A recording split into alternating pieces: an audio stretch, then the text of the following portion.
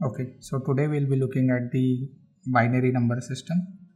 So before we look at the binary number system, let's look at the decimal number system. So in decimal number system, any digit that we write, right? So for example, let's take an example of 23. So in 23, what does this mean actually? So each digit here we can write up to what? 0 to 9. And this here as well we can write up to 0 to 9. So what does this mean? So here this means that we have up to 10 possible combinations that we can write in each place. So 0, 1, 2, 3 up to 9. Okay. And then each position in this number has a significance. So what does that mean? So to break it down, so 23 can be written as what? 20 plus 3. And this 20 is actually 2 into 10 raised to 1 plus 3 into 10 raised to 0. Okay. So each digit has a face value as we call it and a place value as we call it. Okay, so the face value here of 23 of 2 is actually only 2, but the place value is what? 10 raised to 1. Okay, similarly for 3, its face value is 3 and the face value of 3 is, or the place value of 3 is 10 raised to 0.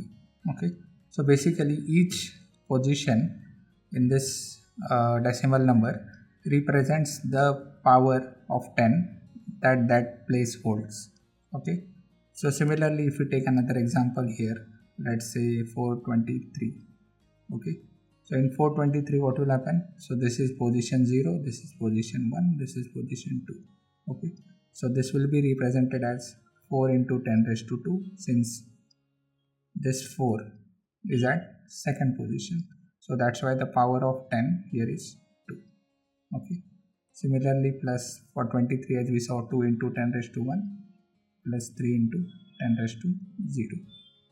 So now in decimal number system, let's say if you have a number which is like dn minus 1 up to, let's say, d2 d1, right? So this can be represented as what? d1 into 10 raised to 0 plus d2 into 10 raised to 1. Similarly, dn minus 1 into 10 raised to dn minus 2 and dn into 10 raised to dn minus 1. Okay, and this whole number will give us the value of that number. Okay, so in case of 423, our dn is equal to 4. Okay, and my n is actually 3.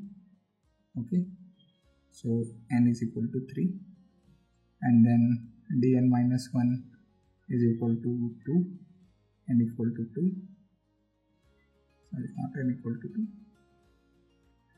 and dn minus 2 is equal to 3. Okay, so we can write this as this example that we saw. Okay, so in decimal number system, each digit or each place can have a value from 0 to 9. So that's why the base of the power comes as 10. Okay, since this each possible place can have the values from 0 to 9. Okay, similarly now we'll look at what happens with a binary number. So in binary number, numbers are typically represented as what? 1 and 0. So here we have only two combinations or two permutations of two possible combinations that we can have, right? So what does this mean? Then in terms of the base, so base, since there are only two combinations, my base will be what? 2. Okay, so let's say I take a binary number as 1011. So here how can I write it as? So let's say this is position 0, this is position 1, this is position 2, and this is position 3. Okay, so how can we write this? 1 into, so this is 1, so that's why this 1, and this position is 3, so what I'll write here? 2 raised to 3 plus similarly for this 0 will come here. Okay, so 0 into again base will be 2 because it's a binary number, and raised to what? 2. So this 2 will be raised to what? 2 because I am at the second position. Similarly we follow 1 into 2 raised to 1. So this is for this, so this whole is for this.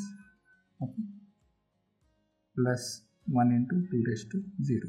So if we add all of this, so 1 into 2 raised to 3 is 8, plus 0 into 2 raised to 2 is 4, plus 1 into 2 raised to 1 is 2, plus 1 into 2 raised to 0 is 1. Anything raised to 0 is 1. Okay, so this will be 8 plus 0 plus 2, 1 into 2 is 2, plus 1 into 1 is 1. So this will be what? 11. Okay, so 11 in binary is represented in this way. So this is the basics of how a binary number can be represented, and what does it mean when we say the data in a computer is stored in a binary format.